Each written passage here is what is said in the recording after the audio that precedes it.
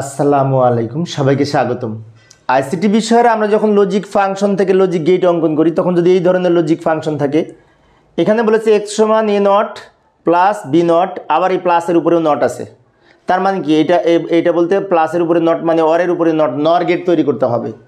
আবার এই প্লাসের উপরে এই টোটাল নটটা আছে এবং তার আগে এ বি গুণ করে তার উপরে নট, গুণের উপরে নট মানে কি ন্যান গেট হবে।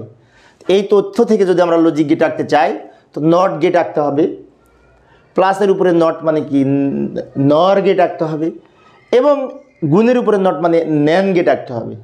তো আমরা প্রথমে ইনপুট কী কী আছে দেখি। ইনপুটের মধ্যে রয়েছে এ আছে, এ নট আছে, বি আছে, বি নট আছে। আগে রেডি করি। এই যে একটা লাইন টানলাম, এখান থেকে এর সাথে নট যুক্ত করে এ নট বের করে নিলাম। বি একটা লাইন টানলাম, বি এর সাথে এখানে নট যুক্ত করে বি নট বের করে নিলাম। এখন আমরা বলতে পারি এ নট বি বি নট। আচ্ছা, এইবার এখান থেকে এইটা আমরা অঙ্কন করব। প্রথমে বাম দিকের ব্র্যাকেটের মধ্যে যেটুকু আছে ব্র্যাকেটের কাজটুকু আগে করব।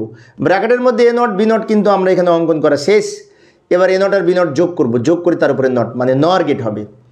এ নট বলতে এই লাইনটা বোঝায়, বি নট মানে এই লাইনটা, এই দুইটা মিলে কি হবে যোগ হবে, যোগ হয়ে তার উপরে এই নটটার জন্য এখানে একটা হবে এবং এই যে লাইনটা পেলাম এটা হচ্ছে এ নট প্লাস বি নট তার উপরে নট। আমি আবার বলছি, লক্ষ্য করি, এ নট মানে কি এই লাইনটা, বি নট এই লাইনটা, দুইটা মিলে কি হয়েছে যোগ হয়েছে, যোগের জন্য অর গেট, অর এই অরের উপরে আবার এই যে নটটা আছে তার জন্য এই নটটা যুক্ত হয়েছে, সেজন্য বলা হয়েছে এ নট প্লাসের মানে এই প্রতীক, বি নট এইটা প্লাসের উপরে নট, সেই জন্য এইটা। আচ্ছা, এটুকুর মান পেলাম, ব্র্যাকেটের কাজটুকু শেষ। এইবার প্লাস আছে, আবার এখানে গুণ আছে, কিন্তু এইটা আগে করব। এ আর বি গুণ হবে, তার উপরে নট, গুণ মানে কি অ্যান্ড, তার উপরে নট মানে ন্যান গেট আঁকতে হবে এ আর বি দিয়ে। তো এ তো এই লাইনটা,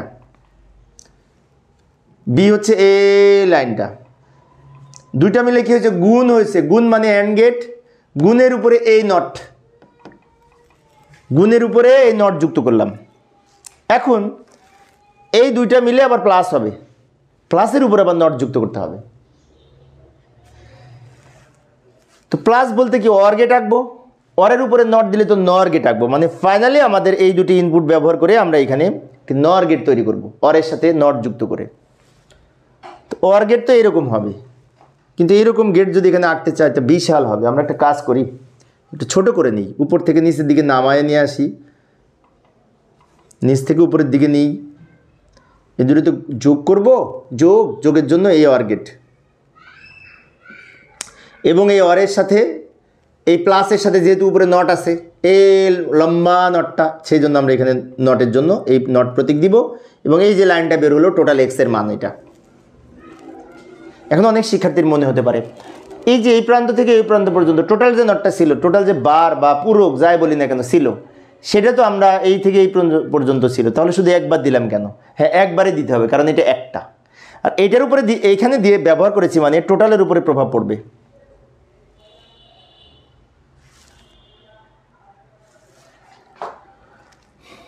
তো প্রিয় শিক্ষার্থী বন্ধুরা, এই ছিল আমার আজকের আলোচনার বিষয়। আমি শিক্ষার্থীদের অনুরোধে অল্প অল্প করে ক্লাস নিই যাতে শিক্ষার্থীরা বোরিং ফিল না করে। তো পরের ক্লাসটি দেখার আমন্ত্রণ রইল। খোদা হাফেজ।